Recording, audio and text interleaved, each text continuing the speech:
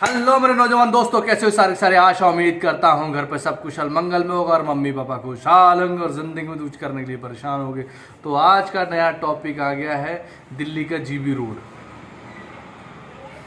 क्या दिल्ली के GB road में सच में लड़कों को लूट लिया जाता है, उनको फसोट लिया जाता है, उनके साथ गलत काम किया जाता है, या यहाँ पे जो लड़कियाँ जो भी स्कॉट सर्विस दे रही हैं, अपनी जो भी सेक्स वर्कर हैं, वो क्या अपनी इच्छा से काम करती हैं इस चीज़ का, या उनसे कोई ज़बरन काम कराता है, या वो जो भी पैसे लेती हैं वो क्या वाजिब पैसे लेती हैं, ये गवर्नमेंट की निगरानी में है या नहीं है। तो जैसा कि मैंने और भी जगह पढ़ा, आर्टिकल देखे, उसमें तो ये पता लगा ये एक लीगल हो चुका है अब इंडिया में। सेक्स वर्कर वाला जो भी काम है, ये सब जो चल रहे हैं, वहाँ पे काफ़ी सारे आप जाएंगे, अगर देखा होगा आपको, क्योंकि मैंने कल विज़िट किया, उस एरिया से गुजर रहा था तो मैंने देखा वहाँ पे लोग कोठा नंबर लिखा हुआ था 61 62 58 53 जो भी XYZ है ऐसे करके, और खूब सारी जो सेक्स वर्कर थी वो रोडों पे खड़ी हुई थी, वो अपने अपने कस्टमर से डीलिंग कर रही थी जिससे जितना बैठ जाए। मैं एक्चुअली क्या उस साइड में एक होटल देखने के लिए गया हुआ था, जो कि जब देखा तो वहाँ से गुजरा तो मुझे किसी ने बताया कि इसे ही बोलते हैं जीबी रोड। तब मुझे बड़ा वो लगा कि मैंने कहा ये है जीबी रोड। और जो पूरी दिल्ली में, क्या पूरे ऑल ओवर इंडिया में दिल्ली का जीबी रोड फेमस है सबसे ज़्यादा, कि किसी बंदे को अपने को हल्का होना, ट्रक मिटानी है तो वो वहाँ जाके विजिट कर सकता है, जो भी उनका जो भी चार्जेस होता है XYZ वो लेती होंगी अपना। पर मेरी आपको एडवाइस ये है कि इन सब चीज़ों से आप दूर रहें, थोड़ा सा ज़्यादा हट के रहें, ये चीज़ ठीक नहीं है। और जो ये लड़कियां करती हैं काम, वो कर रही हैं अपनी इच्छा से कर रही हैं। कोई अगर जबरन कर रहा है तो उनके लिए पुलिस है, वो पुलिस की हेल्प ले सकती हैं, और भी राइट्स हैं उनके पास में जिनका वो प्रयोग कर सकती हैं। पर कुछ लड़के क्या हैं जो ब्रोकर के चक्कर में फंस जाते हैं कि आओ भाई हम तेरे साथ ये करवा देंगे, तेरे को ये करवा देंगे, वो करवा देंगे, उस चक्कर में हो जाते हैं तो उनके साथ में मार पिटाई होती है, उनसे पैसे छीन लिए जाते हैं। कुछ चक्कर में जो जेन्युइन सेक्स वर्कर हैं उनको इस चीज़ का बेनिफिट नहीं मिल पाता है। पर क्या है, दिल्ली के सेक्स वर्कर्स जो हैं, जैसे कि आप ये क्लिप देख रहे हैं,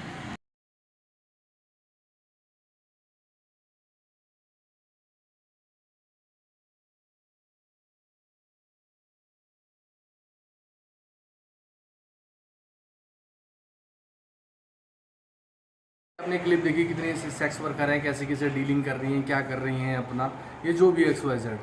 ठीक है। पर ये एक तरह से जो वहाँ पे फैमिली है, फैमिली विजिट नहीं कर सकते आप उस रोड पे। अगर करोगे, अगर पैदल चल रहे हैं तो हो सकता है आपसे कोई अनजान व्यक्ति आपसे कुछ वैसा कमेंट, गलत कमेंट कर सकता है। क्योंकि मोस्टली क्या है, वो मार्केट ही ऐसी हो गई है, वो फेमस ही इस चीज़ के लिए हो गई है, सेक्स के लिए, जो कि एक नॉर्मल आदमी फैमिली के साथ में नहीं अच्छा समझेगा, ठीक है। पर क्या कर सकते हैं उस चीज़ को, जो लोगों का सेक्स का काम है वो सेक्स कर रहे हैं अपना, कुछ उनकी मजबूरी हो सकती है, कुछ अपने शौक में कर सकती हैं। अब कुछ लड़के जो हैं, अगर देखा जाए तो ये पॉइंट ऑफ व्यू एक चीज़ बहुत अच्छी भी चीज़ है ये,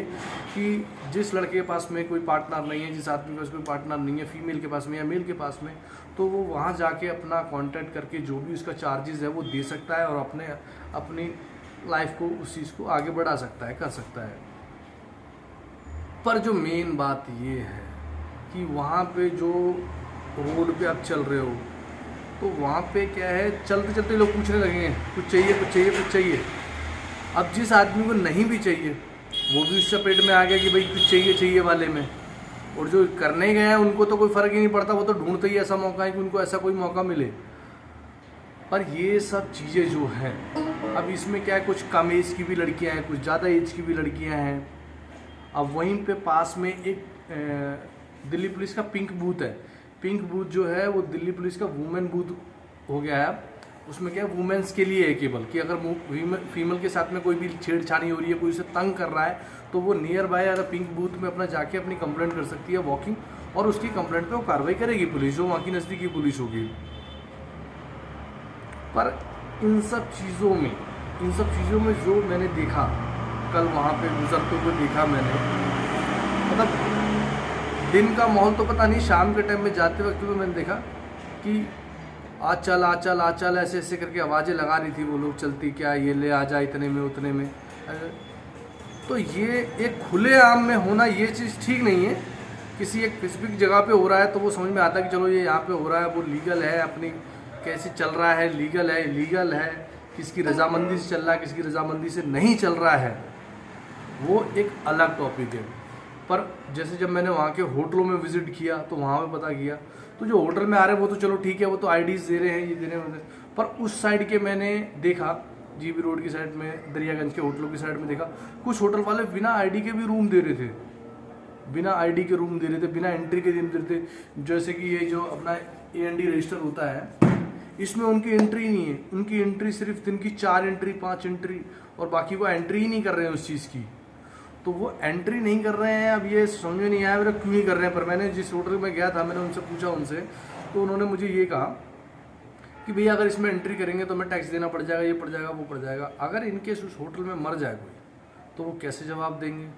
इस चीज़ का कि कौन था, वो कैसा था, उनका जानकार तो होने देते हैं। 50 कॉल गर्ल्स आती हैं होटलों में, 50 दलाल घूमते हैं, आते हैं, प्लिम्प आते हैं, वो अपना अपना काम करते हैं, करवाते हैं, जी चीज़ें करते हैं। पर होटल का जो कंप्लायंस है, हमारा काम है होटलियर है हम लोग, हमारा जो होटल का कंप्लायंस है, जैसे कि जो भी डेटा है हमारे पास में, आईडीज़ लेना, प्रॉपर एंट्री करना, प्रॉपर रूम देना, प्रॉपर सर्विस देना, ये हमारा काम है। अगर हम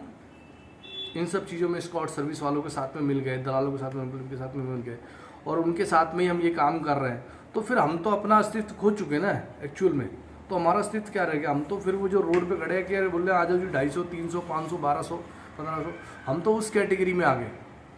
और वो एक चीज़ अच्छी नहीं है। तो जो भी अगर उस तरफ के कोई मेरे होटल वाले भाई उस तरफ के देख रहे हैं, दरियागंज के, चांदनी चौक की साइड के, अगर ऐसा कुछ है, तो आपसे मेरी हाथ जोड़ के रिक्वेस्ट है, विनती है कि अगर आप कर रहे हैं तो प्लीज़ ऐसा ना करें। चाहे बेसिकली आप दूसरा रजिस्टर मेंटेन कर लें, अगर आपको ऐसा लगता है दूसरा रजिस्टर मेंटेन कर लें, क्योंकि मैं नहीं चाहता मेरा कोई भी भाई होटलियर जो है वो इन सब चंगुल में फंस जाए, या कभी वो परेशानी करे, सर्वाइव करे इस परेशानी की वजह से। क्योंकि मेरे अपने होटलों में मैं कम से कम 15-20 फांसी लगते हुए देख चुका बंदों की, तो वो मैं नहीं चाहता कि कोई मेरा भाई ऐसे परेशान हो। ठीक है, तो जो भी कॉल आ रही है कोई दे रही, हमें उसका रिलीजन, उसका धर्म, उसका वर्क नहीं जानने की ज़रूरत है, ना हमें जानना है, और ना हम उसमें इंटरेस्टेड हैं, ना आप में इंटरेस्टेड होंगे, ना मैं इंटरेस्टेड हूँगा। बस हम ये चाहते हैं कि हमारे होटल में प्रॉपर आए, प्रॉपर रूम दे, प्रॉपर हम उसकी सर्विस दे, प्रॉपर जो हमारे पैसे हम वो ले लें उसके, हमारा बस ये काम है। पर यह कि जीबी रोड का जो रोड का माहौल है वो बहुत ही ख़राब है, बहुत ही ज़्यादा ख़राब है। अगर आप विद वाइफ जा रहे हैं, विद पेरेंट्स जा रहे हैं, तो वो रोड मुनासिब नहीं है। अगर आप पैदल चल रहे हैं, किसी व्हीकल पे हैं, तो कोई दिक्कत नहीं, क्योंकि आप आए 2-4-5 मिनट में वो रोड क्रॉस हो जाएगा, आप वहाँ से आगे निकल जाएंगे। पर वैसे नहीं हो पाएगा ना। तो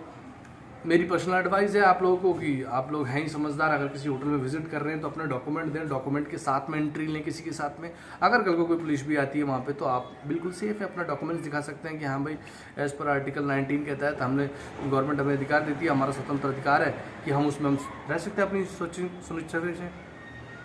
और हमें अपने प्राइवेट स्पेस में रह रहे हैं, आपने पैसे दिए हुए हैं, आपने ID दी हुई है, आपने एंट्री करी हुई है, तो उसमें आप लोग सेफ हैं। जय हिंद, जय भारत।